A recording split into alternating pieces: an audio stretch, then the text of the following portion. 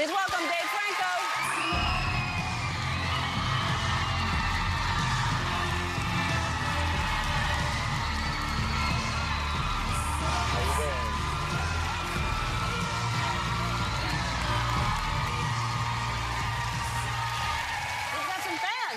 This is crazy. This is my first daytime talk show appearance, so be kind to me, please. They already love you. All right. They already love you. So your brother is James Franco. Obviously, he's been on the show before. Cool. Now, before we start talking about anything else, I have to, we have these meetings in the morning, and we see different pictures and things, things I might be interested in. Sure. I'm interested in this picture because all of you are holding cats, and I want to know if you actually all bring... do they all live in the same house, or do you bring your cats with you to family reunions? Yes, so we're the weird cat family. I have 2 cats, James has 2, and my mom has 2. And so when we come home for Christmas, we got 6 cats in the house, which we found out recently in Palo Alto, where we grew up. That's actually illegal to have 6 cats in a household. So, yeah, it's bizarre. I don't really know what to say about it. Wait, will you travel with a cat?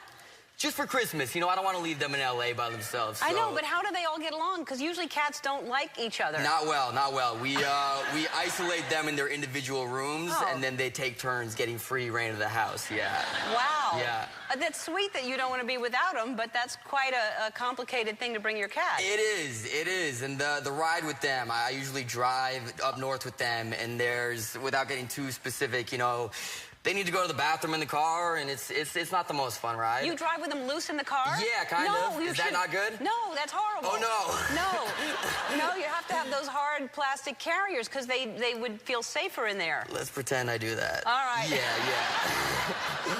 All right, we'll talk after the show. Let's do it. Let's talk after the show. Because if you're going to do that again, it could get under your feet when you're trying to hit the gas or brake or whatever. They just miss me. They want to be, near me and, You have 2 cats? I have 2 cats. What are their names? Harry and Arturo. Uh-huh, Yeah. That's sweet. Oh, they're spooning. That's really sweet. Yeah. I just come home and I find them in those positions, and it's like, you guys have to stop. What are you doing? Yeah, that's adorable. All right, so let's talk about you. And so your brother, is that the reason? He's older, I assume. Yeah, he's 7 years older. And is that why you got into acting? No, growing up, people would ask me if I had any interest in acting because of who he was.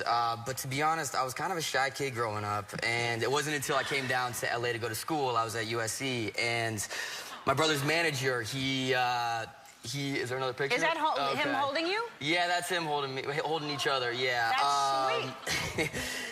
My brother's manager, he basically forced me into an acting class, and I remember auditing this class, and the first people up on stage, they start screaming and crying and hitting each other, and I remember thinking, hell no, I don't want to.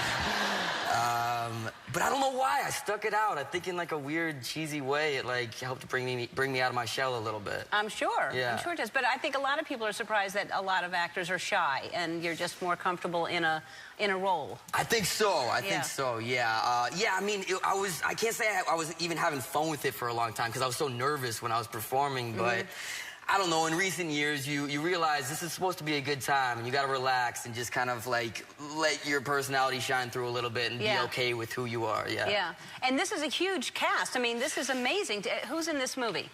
It never ends. It's Jesse Eisenberg and Mark Ruffalo, Morgan Freeman, Michael Caine, Isla Fisher. I don't know how I got in this movie, but I remember telling my friends who I grew up with, who was involved, and they were all like, "How the hell did you sneak into that?" And I'm like, "I don't know. I'm just keeping my mouth shut. Hopefully they don't realize they made a mistake." But it was incredible, That's but at the amazing. same time, yeah, it was kind of intimidating, just because the first week on set, I'm showing up, and I've admired all these people for so long, and they have no idea who I am, and so I almost felt this need to prove myself and show them I was going to do a good job. And that being said, they were all so sweet to me from the very beginning, and they treated me as an equal. I think it was just a self-conscious thing where I was like, all right, do better, show them your... Well, that's great. I mean, I think that's important to keep trying to rise to another level. Sure. I think that's great. All right, so you play a magician in the movie, and I understand you have a sort of a trick for us today, right?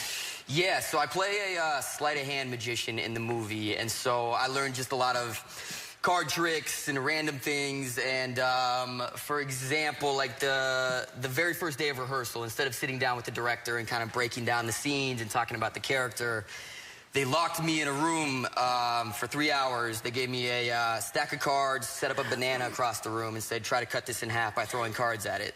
So, pretty cool that that's my job. Yeah. I spent more time than I'd like to admit to learning how to throw cards, because I actually use it as a weapon in the movie. And so if I'm not like proficient at throwing cards, I'll be trying to like stop someone who's trying to attack me and throw this card, and it'll just flutter in front of their face. So I spent way too long practicing card throwing, yeah. Well, hopefully you've practiced enough that you're going to show off your skill right now. It's a waste of a good banana, in my opinion. Right. Let's see. Let's also,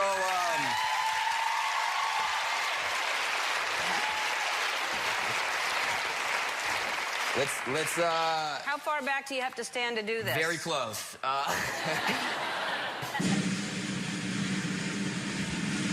right, here we go, here we go. Oh! Oh! Come on! All right, we have proof that you've done it, because I heard you did it in rehearsal, and you almost sliced Tony in half. That would have been different. Let's take a look at the tape.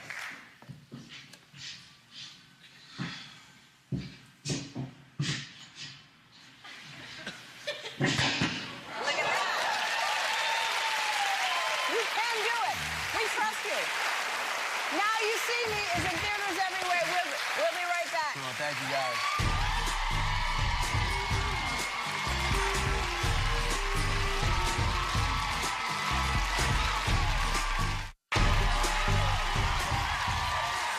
Right around the lake. Yeah. All right, we're back with Taylor, and let's see how much money. How much did you make? Do you know? Made $250. Fantastic. That's amazing. What's the most you got for one glass? I think a $20 bill. Somebody gave you a 20? A couple people gave me just $20 bills for That's a glass great. of lemonade. Yeah. That's wonderful. All right. Well, listen to this. Wells Fargo saw the devastation in Oklahoma, and they want to help out, so they're going to buy the rest of the lemonade for $100,000.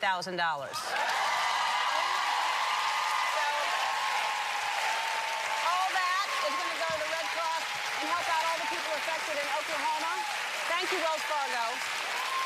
And I wanted to thank you for running the lemonade stand, but you came to see a show and you didn't end up seeing the show, so I was wondering if you want to come back for one of my 12 days of giveaways. I would love to. All right. Good. Because you missed the whole show. It's the best show I've ever missed. All right. Well, great. Thank you for doing that, and you'll be back and you'll get some cool stuff for the 12 days of giveaways. I want to thank Wanda Sykes, Dave Franco. Have a wonderful weekend. Be kind to one another.